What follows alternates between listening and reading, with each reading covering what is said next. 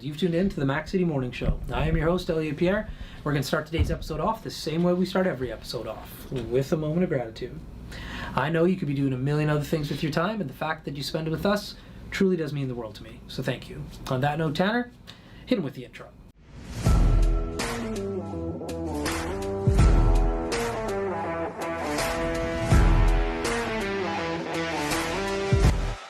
And we are back. No sponsors for today's episode. As everybody knows, I do not introduce my guests because they can do a better job at that than myself. So, sir, can you please tell everybody at home who you are and what you're about?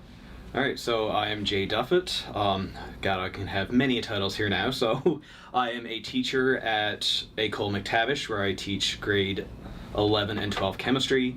I am the president for the Alberta Teachers Association, Local 48, so that's teachers here in Fort McMurray. And I'm also a goalie coach here in Fort McMurray as well, where I work with goalies in all minor hockey and even some of the HSL groups. So it's 3 titles at least. I'm pretty sure I can probably think of some more things I do, but yeah, no doubt. That's about it. Let's stick on the last thing you just said, hockey and goalie. How did you get into being a goalie? Being a goalie, well, I'm pretty sure how I got into being a goalie was I wanted to play minor hockey because all my friends did back in the day. Mm-hmm. I tried out, I think I was defenseman because that's what my father did. Then there was a lot of skating, and apparently I was lazy, so I found out the goalies didn't have to skate, so I put on the pads, and I don't think I took them off since. Yeah.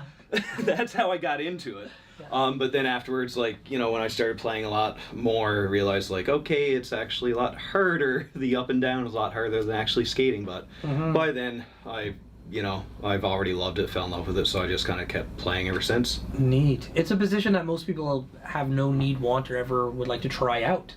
Yeah. So, I just getting rifled with pucks all day is just, horrifying. So, what about that at a young age? Were you just able to tune that out? I don't know.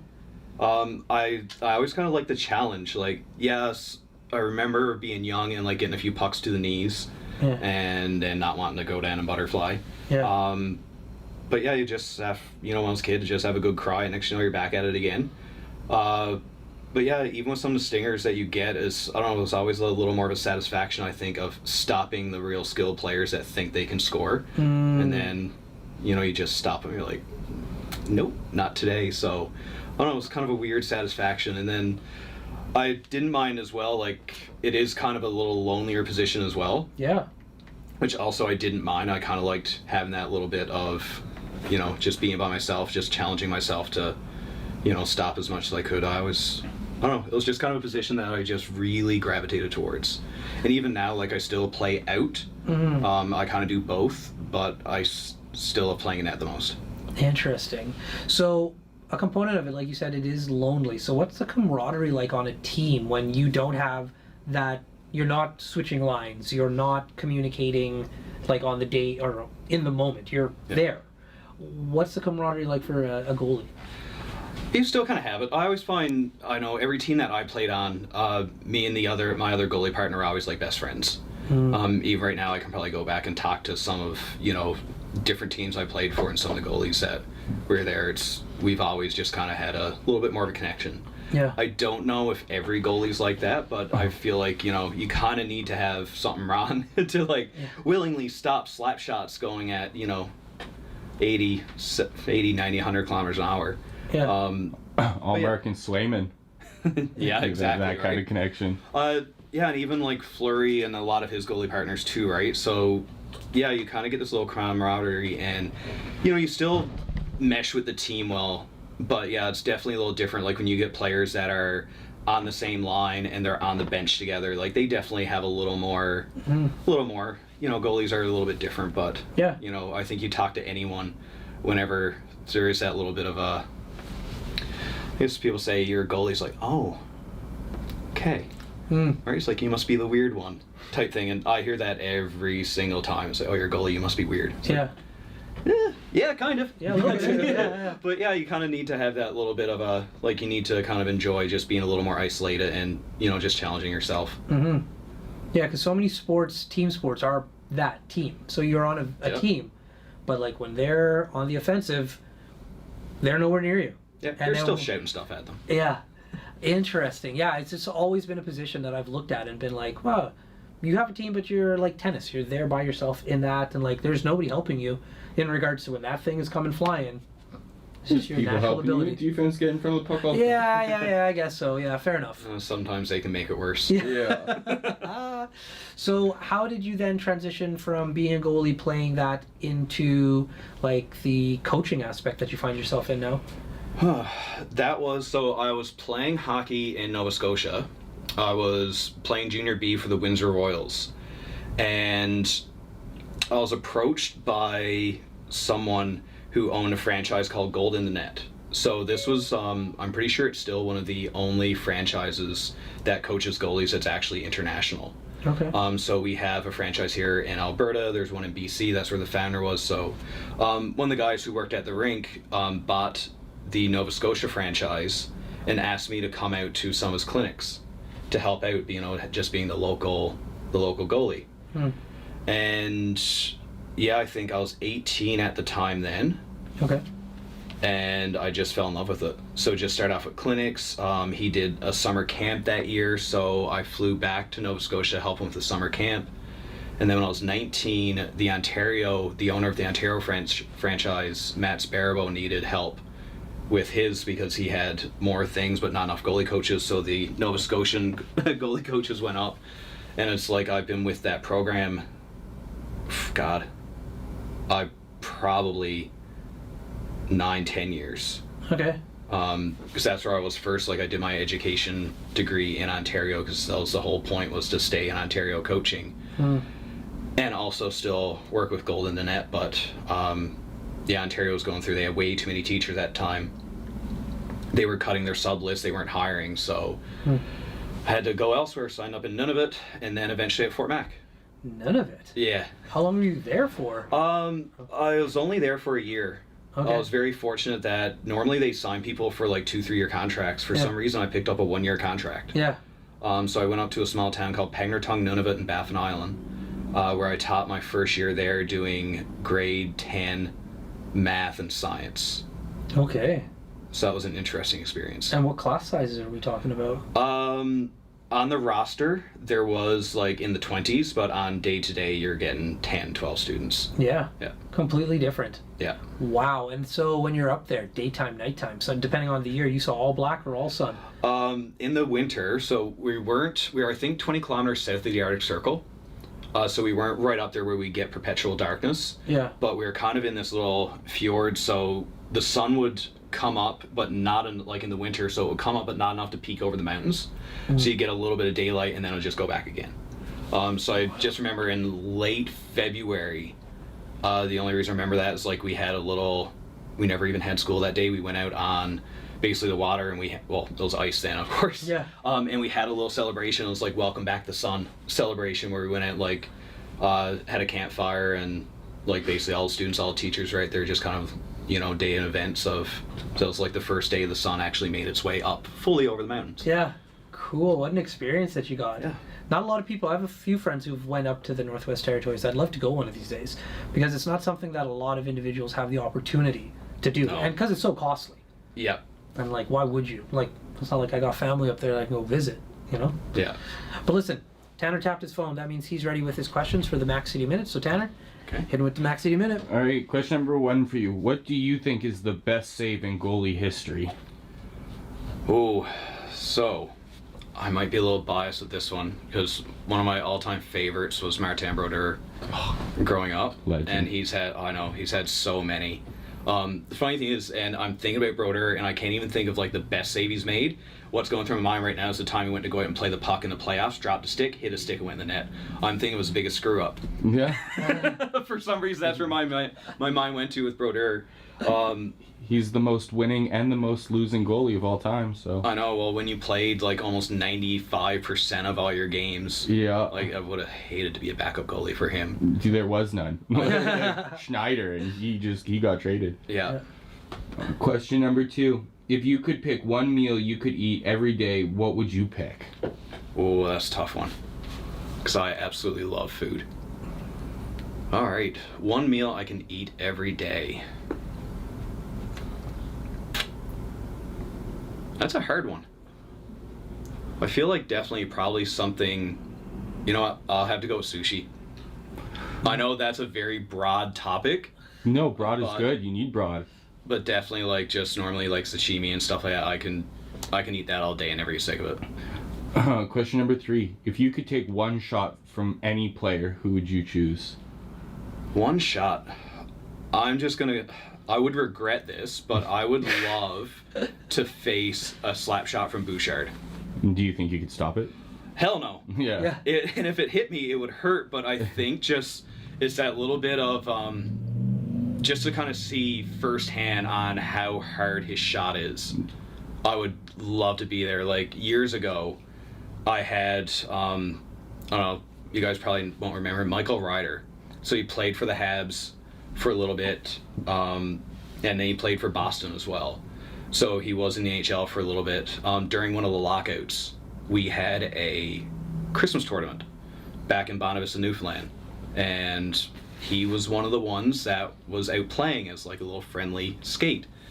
And I still remember him walking over the blue line. It seemed like all he did was just flick his wrist, and all I heard was the crossbar behind me singing. I didn't see the puck go by at all, and that was just from a snapshot. So I would love to kind of like face an actual NHL slap shot. Probably hurt, but... Question number 4. What is one hockey superstition you have? Well, the one I have is when I step out on the ice, my pregame warm-up, I have a very specific set of movements that I'll do. And I do that every single time I'm on the ice, even if it's just pickup. I have to get that done. And your final question, if you could be any video game character, who would you want to be? Jeez, great one. That is a great one.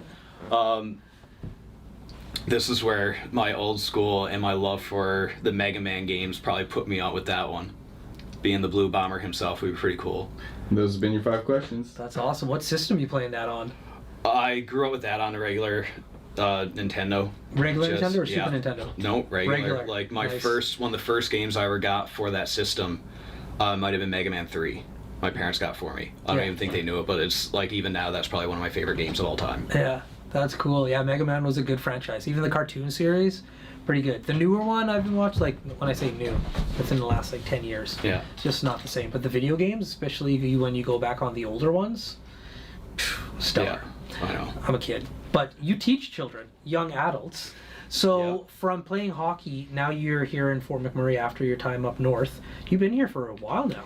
This is year number 10. Yeah, it's been a while. So what about this community, especially coming from the east, has kept you here up north? Even when I first moved here, I did fall in love with it. Like I still remember, because I took my car and I drove from Newfoundland to Fort McMurray. And first, when you're just going over the hill from Beacon Hill, this was before the fire. Mm-hmm. So like, it was just in the middle of summer. It was just absolutely stunning. Mm-hmm.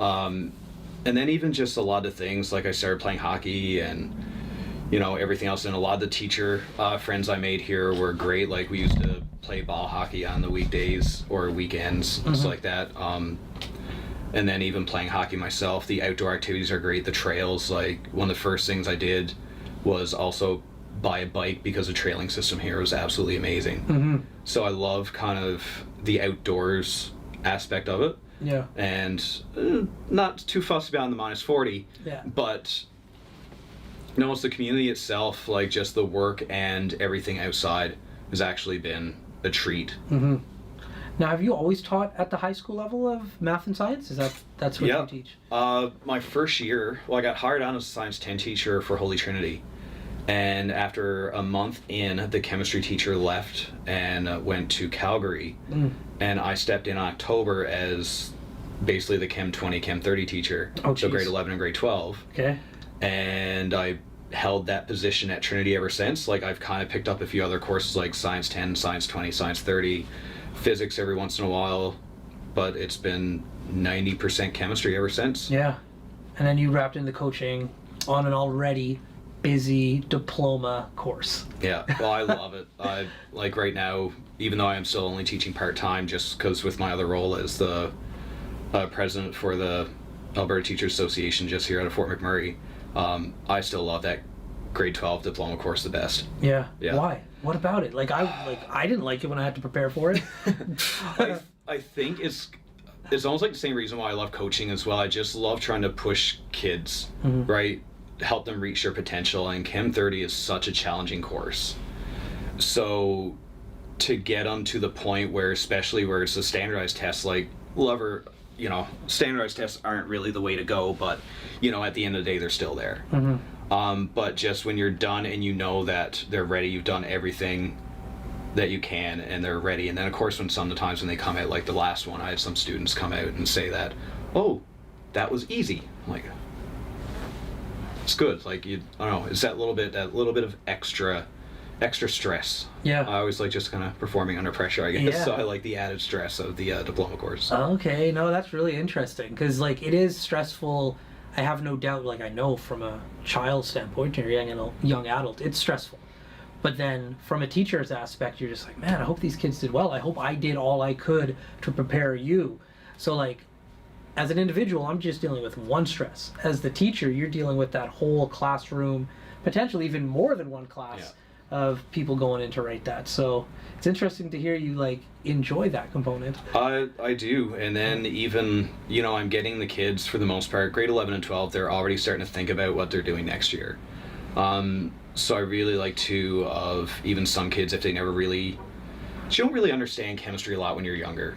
And then when you finally get into the older grades and you kind of see what it is, and some be like, you know what, I kind of want to pursue chemistry. I'm like, excellent. Yeah. I did my degree in it and I absolutely loved it. It was stressful. Did you do a degree in chemistry? So you have a degree in education and then a secondary, or is your minor in chemistry? Yeah, no, it's so in Ontario, that's where I did my education degree. They do it a little bit different there than Alberta. Okay. So in order to be a high school teacher, you need to have a major and a minor. Okay. And those are your teachables. So I majored in chemistry and minored in physics. You like to have fun. I know, right? Yeah, Jesus. Yeah, That's a time. very exciting. Yeah. But that was just how they did things there. I know Alberta's different, so you can go in post-secondary and just go 4 years and get your Bachelor of Education and start teaching right away. Yeah. Whereas Ontario just had it set up a little bit differently. Yeah. And I think Newfoundland, because that's where I got my undergraduate, I think Newfoundland was the same thing. It's like for high school, they wanted you to have a degree first before applying for education. Right. Yeah, I know when Ethna went, she got her education degree, and then she continued to stay there to finish her science degree. But like you're saying, you only have to get the 4 years here and then. But it gives you a lot more options in regards to if you have something that you're passionate about, then you can get that leg up so you can teach that. Yeah. Yeah. So when did you get into the coaching aspect of hockey when you came up to McMurray? It wasn't until I think 3 or 4 years ago I finally got back into it.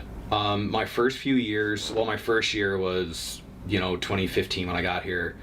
My first year trying to get settled in, like my first few years was more or less just trying to survive my job. So I never really had a lot of time for the coaching. Then 2018, I decided to work on my master's. So that ate up all my time from 2018 to 2019.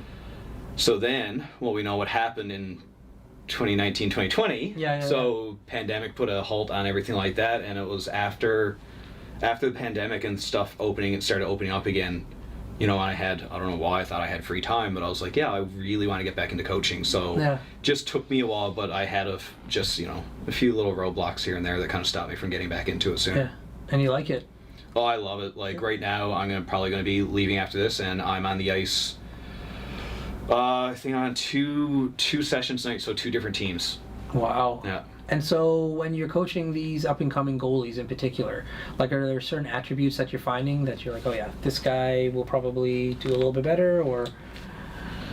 Everyone's different. So like one of the things I try to do, if it's at a really young age, you more or less just try to get the basics down, so the basic movements. One of my biggest philosophies is that in order to stop the puck, you need to be able to get in the right position first. Yeah. So I tend to focus on a lot of like mobility and just proper movement and proper technique at a younger age. And then when they get a little bit older, it just depends on trying to find a style that'll work best with their abilities. So right now with one of the teams I'm working with, they have 2 goalies. One of them is his ability to read the puck is absolutely unreal. Okay. So players are coming and shooting, he can tell exactly where it's going and push into it. So for him, a lot of it now comes down to rely on his reads and make sure that he doesn't over push or take himself out because he's a little smaller. Whereas his goalie partner is extremely fast down low, right? So he's going to have a completely different style system set out where, where he's faster, he can probably move out a little bit more. Right. Because he can get those side to side, right? And just make himself a little bit bigger. Yeah. So, yeah, you just kind of play around with what works, and hopefully if the kids kind of buy into it as well, it makes things a lot easier. If you're trying to tell them to do something and they don't believe it, they're never going to do it. But and with you with some skill in the background and some experience, you can be like, hey, I know this. I find a lot of the hockey, because Fort McMurray is so hockey based. Like, I grew up here, all my boys play hockey. Like, to find a goalie is unique, just because there's only one on a team, basically. And so to have that as from a coaching standpoint must be a huge asset to those players who want to do that in particular. Yeah. Very cool. I know last year I did, because normally like with the U9s, the goalies always just kind of change up. And last year I know the minor hockey helped put off, it was like I did a little clinic, I think it was a 2-part on goalies who wanted to just kind of try the pads on and just get out and actually get a little bit of like instructions. So just saying, here's the pads for this practice, go out and stop a puck. Yeah. It was more or less like, all right, we're actually going to work on some of the, actual goalie moves. So learn how to butterfly, learn how to T-push, learn how to shuffle, correct position and stuff like that. So yeah. So they got some real life experience. Yeah. Very cool. That's pretty cool. Now, although these are your passions, for some reason over the last year you decided to run for a position with the school board. What is that? Well, it's not really with school board, it's the association. So Yeah. Well, that's the other kind of passion of mine as well. It's like I've always loved teaching, and I'm always a strong believer that if you have good teachers, if everything is set up and good for them, so they're comfortable in their classrooms, comfortable, salary wise, everything, right? They're going to deliver a great product to the kids. So when I started kind of learning more how everything was working in Alberta, and just finding out how, like, even when I was doing my master's, Alberta was always praised as being one of the best education systems in all of Canada, if not the world. It was always like top 5. Yep.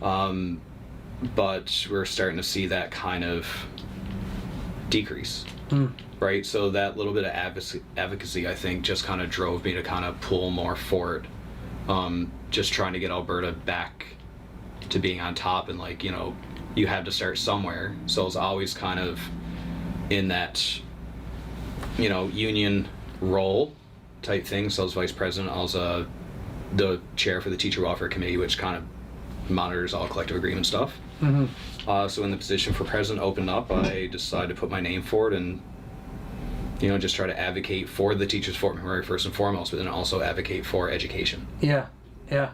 And so that running process, what was had you run for something like that before? Like of any, like when you ran, I remember looking at the content that you're putting out. You're in competition with other colleagues of yours. Running is a thing. Had you ran for a place like that, or was this the first time?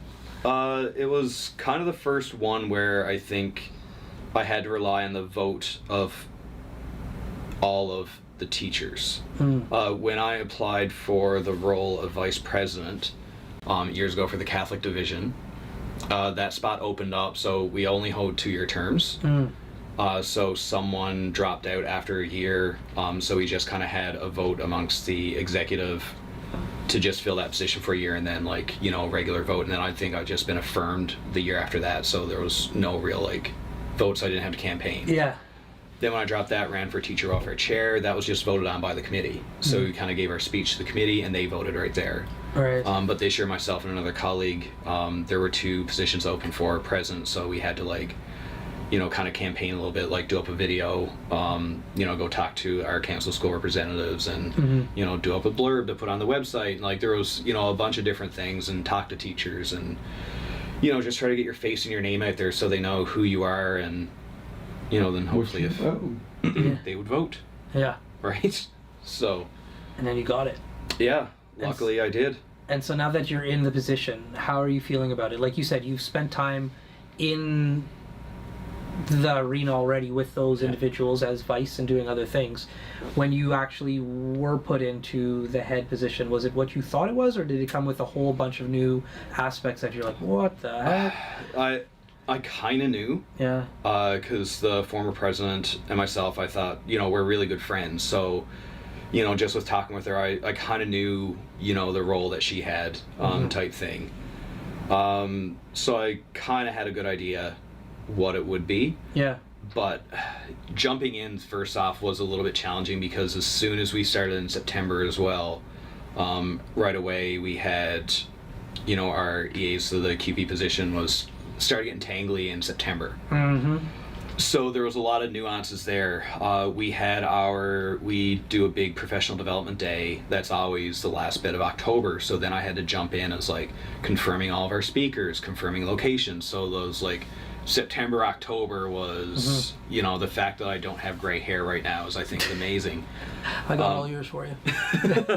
And that was rough. And then of course I hate public speaking. And really? Oh yeah. So then I had to even like do some public speaking stuff at our institute day, and there was a lot of stuff. So like September, October, and even November like afterwards was busy, and then we had the strike with the postal service, so then we had trouble paying everyone, so then it was like trying to figure out stuff like so it's been a headache. It's not a headache, it's been work. It's definitely been like busier with some stuff that's kind of been out of my control.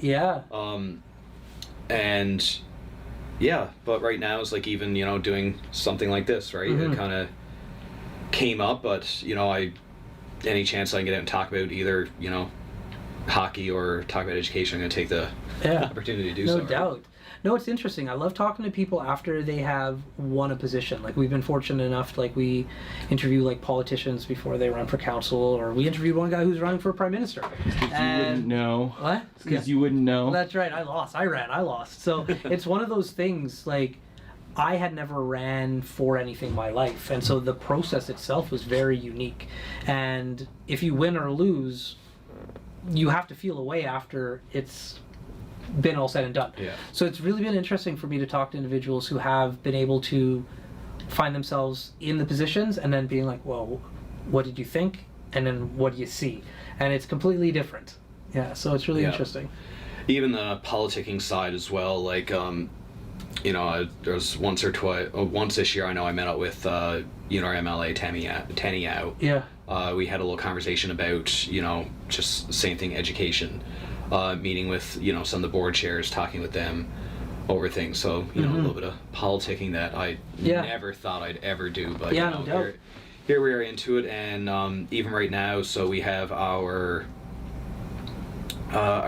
teachers convention coming up. So we're the Greater Greater Edmonton Teacher Convention Association, so we're part of that.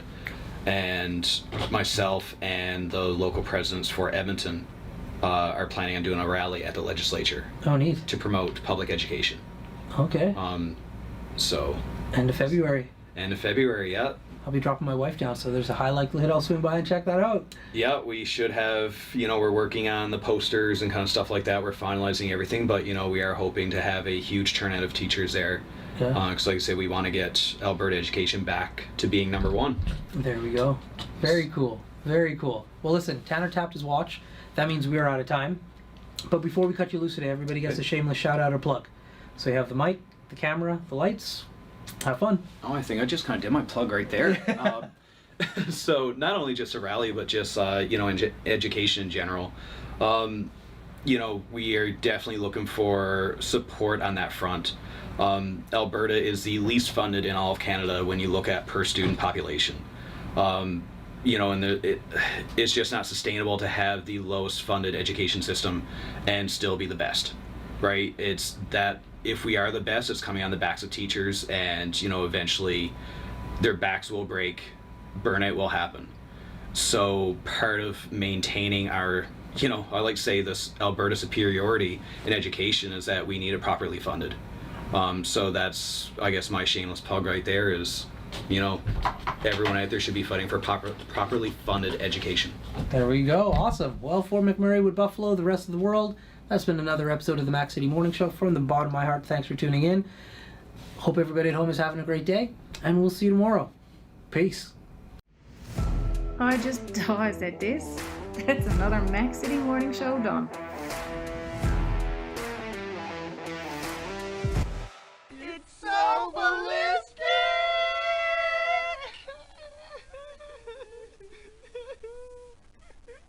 Talk about quenching your ugly thirst.